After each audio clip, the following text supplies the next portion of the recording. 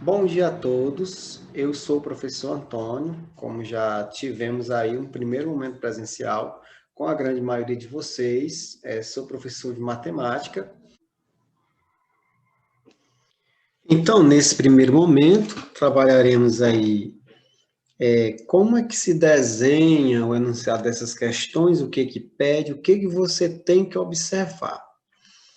Então, o descritor 1, ele trata aí da questão da localização e movimentação em mapas e outras representações gráficas, certo? Então, você tem que ficar atento aí à questão das linhas e das colunas, pois são essas linhas e essas colunas que irão gerar uma combinação que vai lhe ajudar a localizar determinados elementos aí em um mapa ou outra qualquer representação gráfica que seja. Por exemplo, se eu quero aqui saber a localização dos balões, então eu tenho que ter toda uma observância das linhas. Aqui eu tenho a linha M na horizontal, linha N na horizontal, linha P, linha Q, linha R, todas na horizontal, todas no sentido horizontal. E aqui eu tenho as colunas numeradas, coluna 1, coluna 2, 3, 4, 5, 6 e 7, todas na vertical. Então, eu tenho que estar atento a essas linhas e essas colunas. Por exemplo, aqui a localização dos balões. Qual seria aí a referência para localizar os balões? Seria linha N, coluna 4. Então, seria a combinação N4. Eu quero localizar, por exemplo, o círculo. Ele está na linha P, certo? Linha P. Opa! Linha P, coluna 2. Então, a referência aí, P2, tá bom? A forma de você estar localizando. Observar as linhas e as colunas.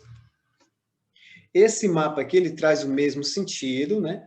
Linhas e colunas, linha A, linha B, linha C, coluna 1, coluna 2, coluna 3. Eu quero saber, por exemplo, a localização do estado do Rio de Janeiro. Ele está na linha C, coluna 3. Então, a referência aqui seria C3. Então, observar sempre as linhas e as colunas para que se tenha aí uma combinação. A pergunta pode vir, por exemplo, de outra forma.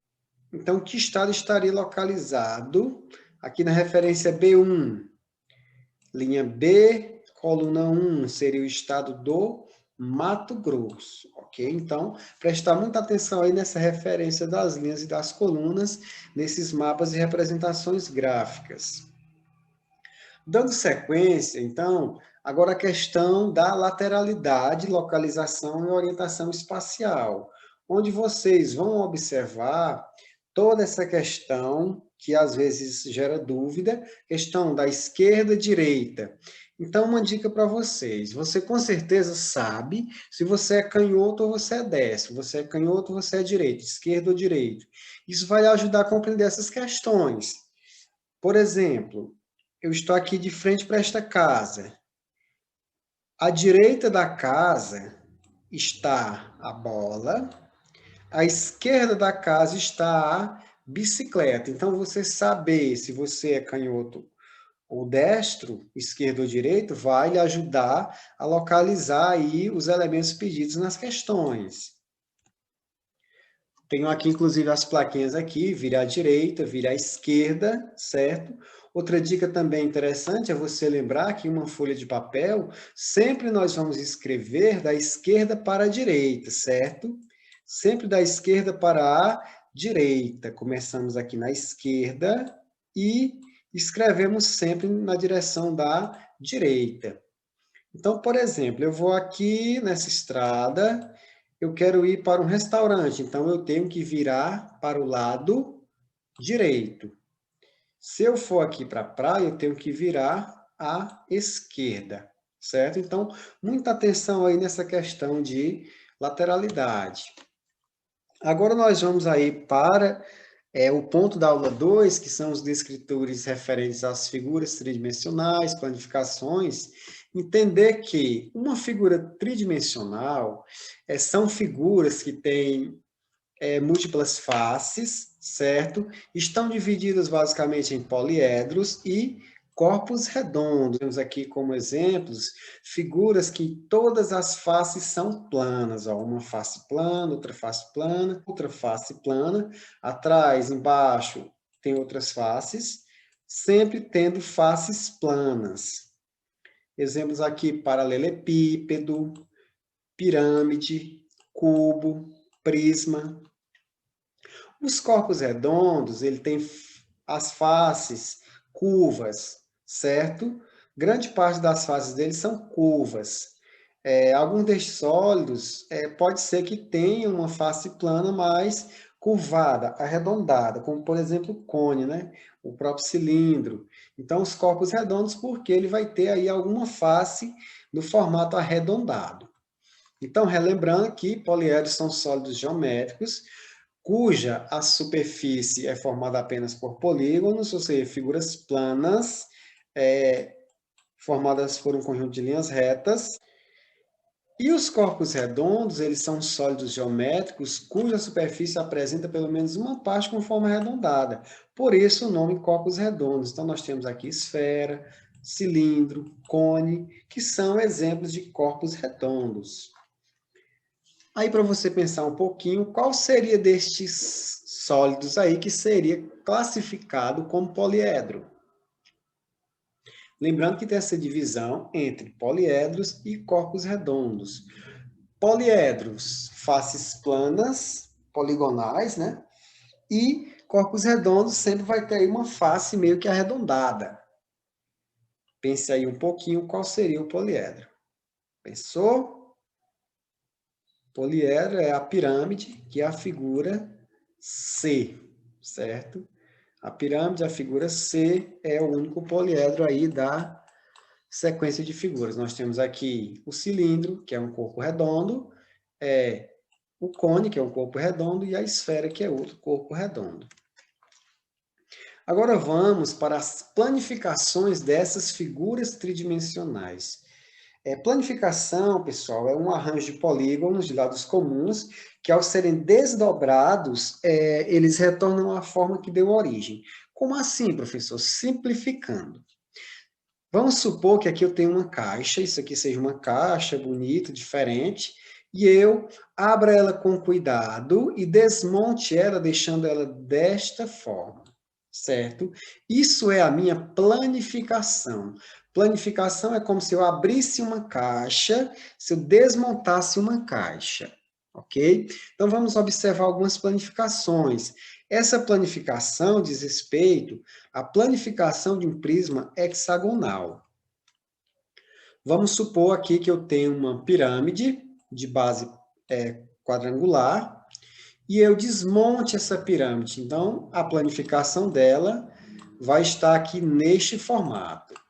Eu tenho aqui uma pirâmide de base triangular e aqui eu tenho a planificação dela. É como se eu desmontasse ela para depois juntar essas pecinhas e colar essas dobras, na verdade, e montar uma pirâmide de base triangular.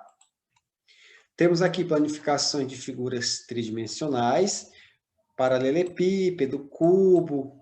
Vamos supor que aqui é uma caixa de sabão em pó.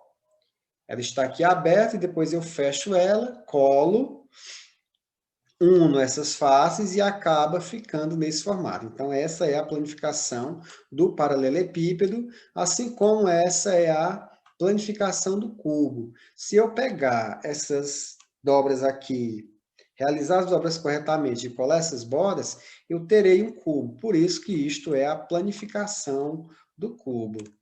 Os corpos redondos, que também são figuras tridimensionais, eles também são planificados.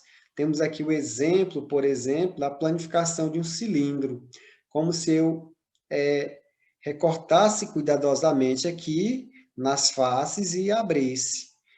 Aqui ao lado eu tenho um exemplo de planificação de um cone.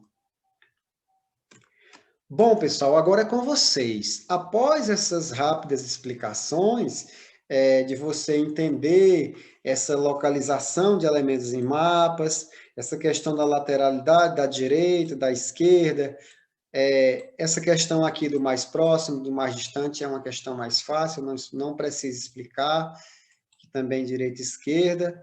E também esse segundo descritor referente à aula 2, que diz respeito às planificações, aí está bem trabalhado, de modo que agora vocês irão responder o item 1, o item 2, o item 3, o item 4 e o item 5 e o desafio referente à aula 1. Depois vocês irão responder o item 1, o item 2, o item 3, o item 4 e o item 5 e o desafio da aula 2, certo? Então, todas as questões da aula 1 e da aula 2 e os desafios terão que ser respondidos.